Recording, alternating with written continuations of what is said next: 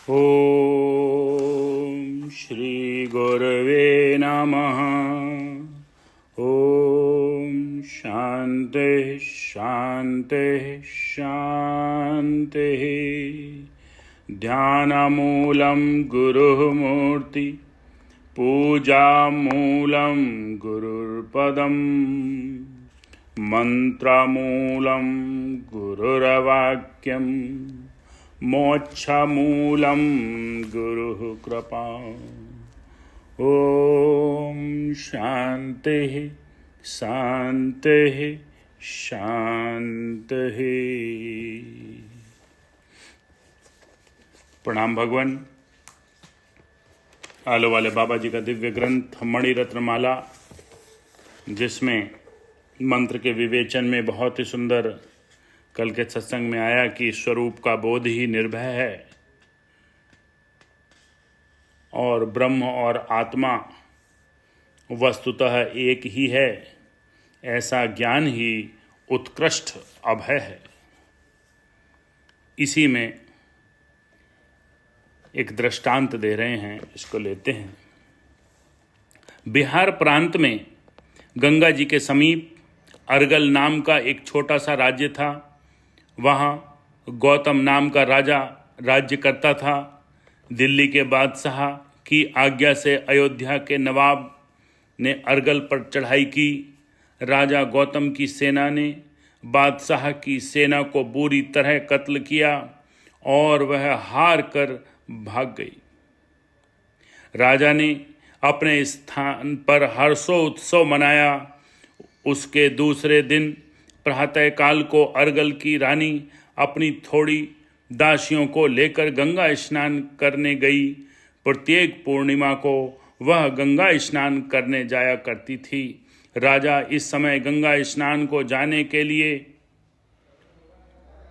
मना करेगा, ऐसा समझकर रानी ने जाने कि किसी को खबर न की घाट पर जाकर आनंद से स्नान किया और विधि युक्त गंगा जी का पूजन किया। वहाँ से कुछ दूर पर बादशाह का हारा हुआ नवाब और कुछ छावनी डालकर पड़े हुए थे। उन्हें कुछ स्त्रियों के आने की खबर पड़ गई और निश्चय हो गया कि उनमें अर्गल की रानी भी है।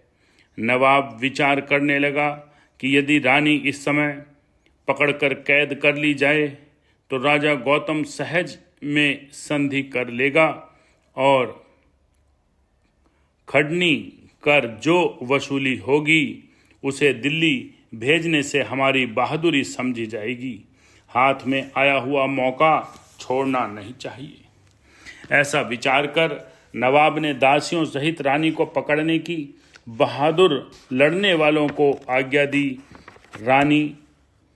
जब रानी स्नान करके अपने घर की तरफ लौट रही थी, तब मुसलमानों ने उसे घेर लिया और रानी सब बात समझ गई, परंतु न घबराते हुए लाल नेत्र करके उसने कहा, तुम कौन हो और हमको त्रास क्यों देते हो?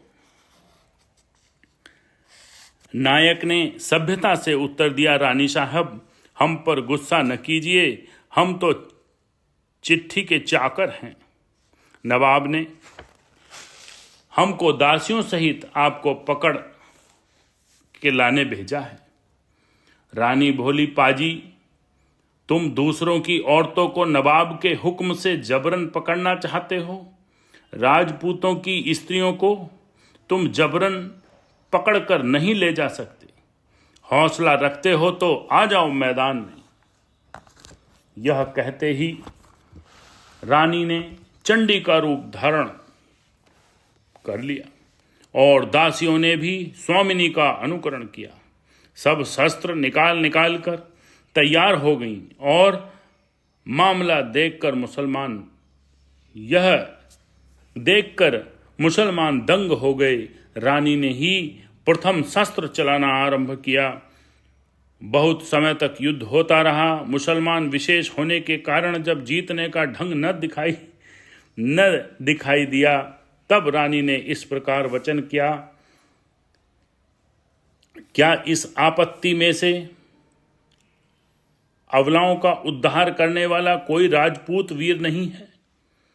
जो कोई वीर आसपास हो तो आर्य अबलाओं के निमित्त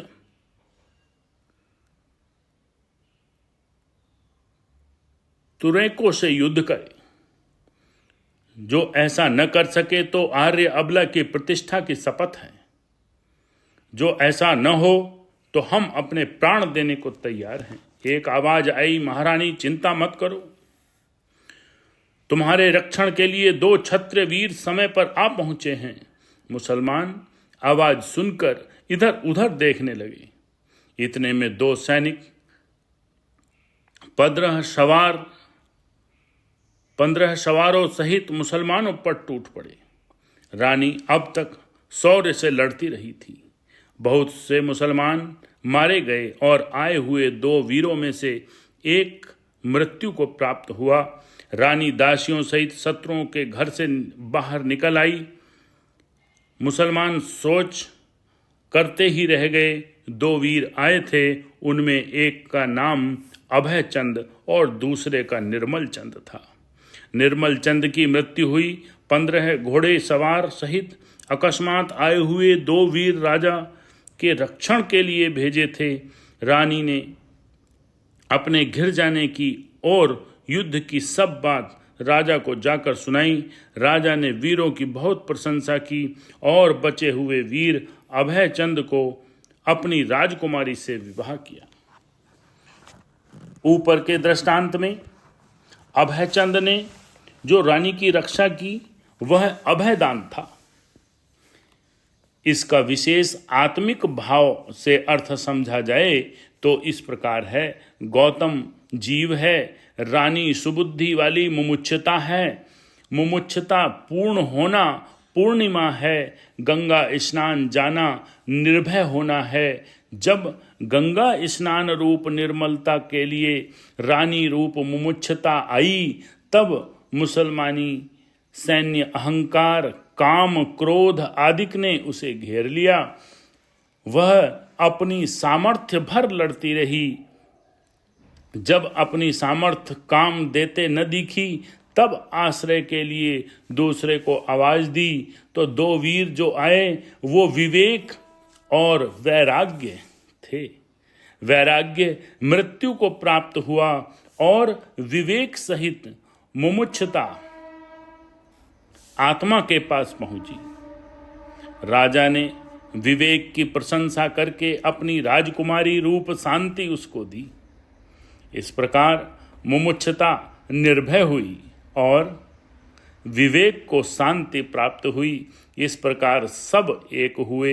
एकता अखंड निर्भय स्थान अर्थात परम पद है। बहुत सुंदर है दृष्टांत।